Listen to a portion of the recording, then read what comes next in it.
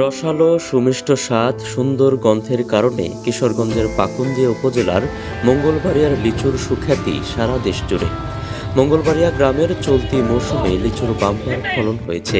এবার এই গ্রাম থেকেই অন্তত 10 কোটি টাকার লিচু বিক্রির আশা করছে স্থানীয় কৃষি বিভাগ। মঙ্গলবাড়িয়া পাকুন্দিয়া পৌর এলাকার একটি পরিচিত গ্রাম। বিশেষ করে লিচুর সুবাদেই গ্রামটি পরিচিতি পেয়েছে বেশি। বিস্তীর্ণ এলাকা জুড়ে লিচু আর লিচু।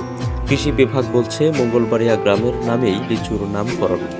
গ্রামের নারান্দি, কুমারপুর, হুসেন্দি ও শ্রীরামদি গ্রামেও চাষ হচ্ছে এই লিচু।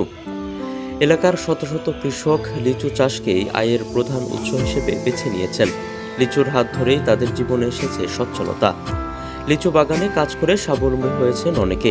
লিচুর আয় ব্যয় ঘিরে আবর্তিত হয় তাদের জীবন জীবিকা। মঙ্গলবাড়িয়ার লিচু আকারে যেমন বড় হয়, রঙে এবং স্বাদে গন্ধেও ব্যতিক্রমী গুণের অধিকারী, যে কারণে সারা দেশের মঙ্গলবাড়িয়ার লিচু রয়েছে বাড়তি কদর ও চাহিদা। তাই স্থানীয় বাজারে এসব লিচু খুব একটা পাওয়া যায় না, চলে যায় দেশের বড় বড় শহরে। আর বিভিন্ন এলাকা থেকে আসা দর্শনার্থীরাও গাছ থেকে কিনে নিয়ে যায় সুস্বাদু ও টসটসে রসালো এই লিচু। ঠিক কত বছর আগে এবং কিভাবে এখানে লিচুর চাষের প্রচলন শুরু হয়েছে তা জানা না গেলেও প্রবীণদের ধারণা অন্তত 200 বছর আগে এখানে লিচু চাষ শুরু হয়। গত কয়েক দশক ধরে এই গ্রামে বাণিজ্যিকভাবে লিচু চাষ শুরু হয়। বর্তমানে শুধুমাত্র এই গ্রাম নয়, আশপাশের গ্রামগুলোতেও লিচু চাষ ছড়িয়ে পড়েছে। এলাকার বহু কৃষক লিচু চাষকেই আয়ের প্রধান উৎস হিসেবে বেছে নিয়েছে। অনেক কৃষকের রয়েছে 15-20টি থেকে শতাধিক লিচু গাছ। লিচুর হাত ধরেই তাদের জীবনে ধরা দিয়েছে সচ্ছলতা।